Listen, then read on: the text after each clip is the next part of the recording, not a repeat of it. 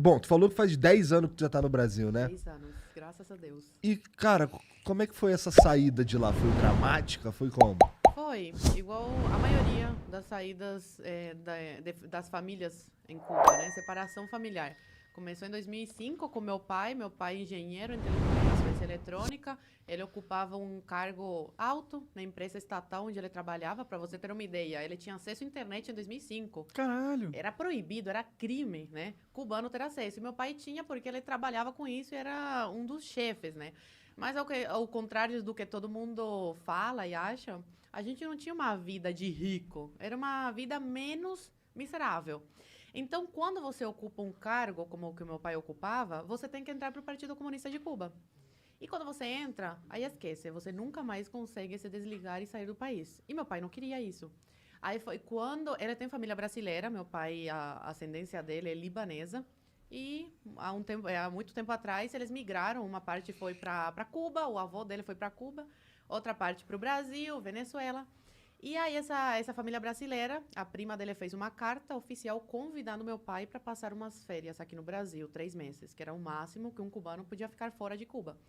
E aí, depois de muito trabalho, porque não foi fácil ele conseguir a autorização para sair, ele veio para cá de visita e deixou minha mãe grávida da minha irmã do meio.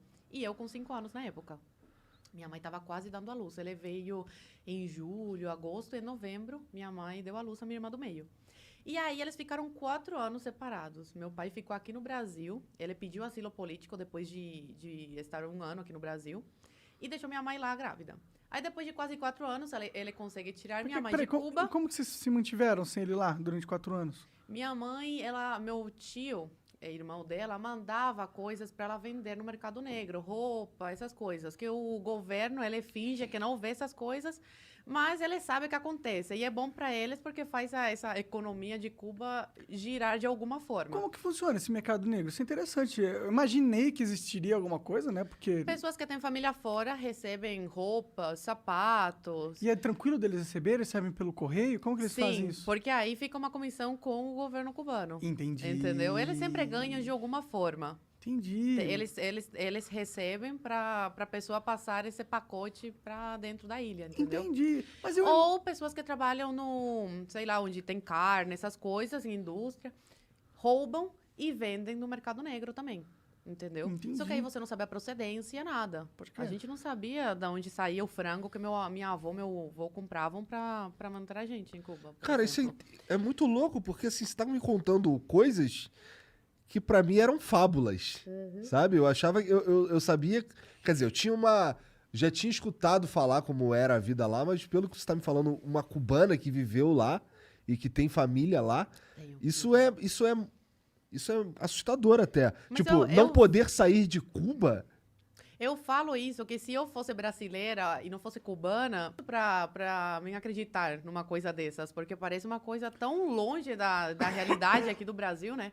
Mas, infelizmente, é isso que os cubanos passam. Atualmente, o cubano pode sair da ilha, tá? Só que é muito difícil, tem que ter muito dinheiro e, geralmente, quem consegue é quem tem família fora, que aí consegue bancar essa saída. Agora tá mais liberada essa saída, não como antigamente, que era completamente... Por Entendi. exemplo, criança não podia sair de visita.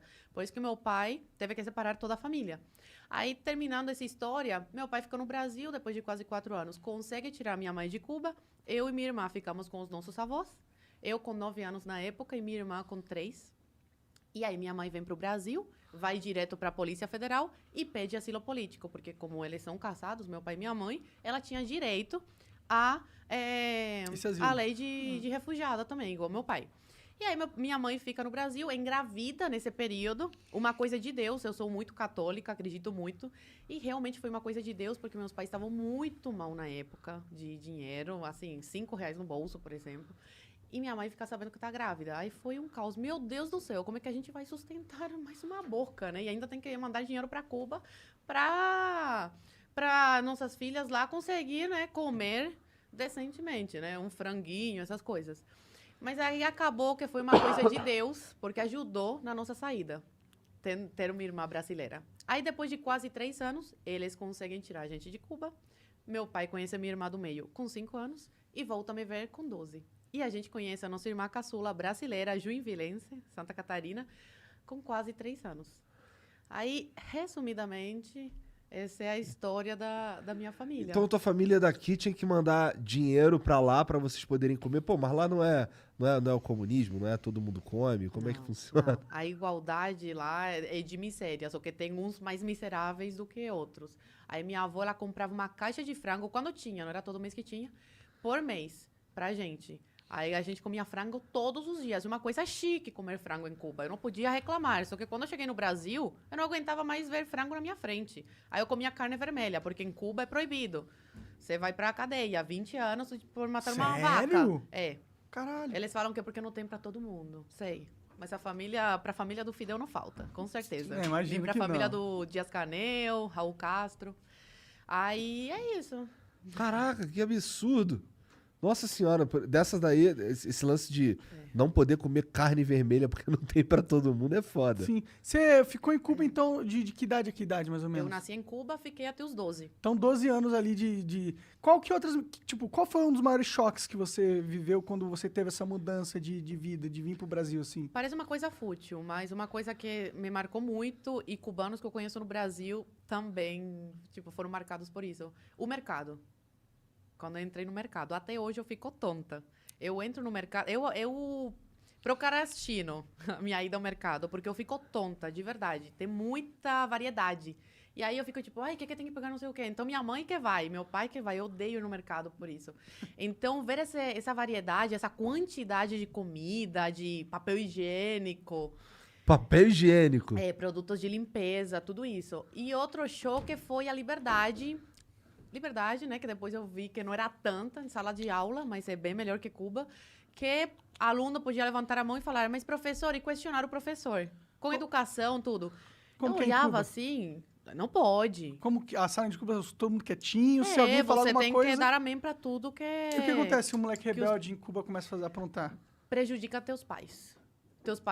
Os pais são chamados na escola, aí já ficam de olho, aí o pai pode perder o emprego, a família ser perseguida, tudo isso. Sério? Eu já fui chamada de contra-revolucionária em sala de aula, porque eu não queria dar um dinheiro lá pra MTT, que é um negócio de Cuba, lá, pra ataque americano, uma coisa assim. Eu falei, eu não quero dar. Eu tinha 7 anos, 8 na época, 6 ou 7. Eu era uma criança. E eu falei, não quero, eu quero esse dinheiro pra comprar uma pizza. E aí a professora incentivou os alunos a me chamarem de contra-revolucionária. Caralho, é bem Coreia do Até Norte hoje, esse negócio. até hoje eu lembro disso. Até Que- hoje. Então até os professores, eles são usados como massa pra doutrinar as Sim, crianças. claro. E foto do Che Guevara, do Camilo Cienfuegos, do Fidel Castro, colocar flores, né? Como que era a aula de história lá? Você lembra de alguma coisa? Aula de história era imperialismo yankee, malvado.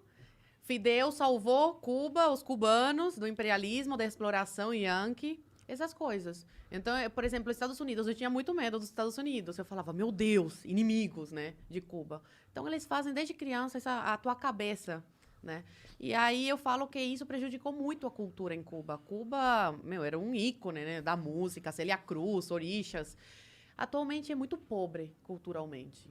E isso se deve à grande manipulação e doutrinação em sala de aula. Não tem muitas mentes criativas, não tem liberdade nenhuma. Não, é só aquilo, são máquinas, né? Entendi. Eles te programam para repetir, obedecer.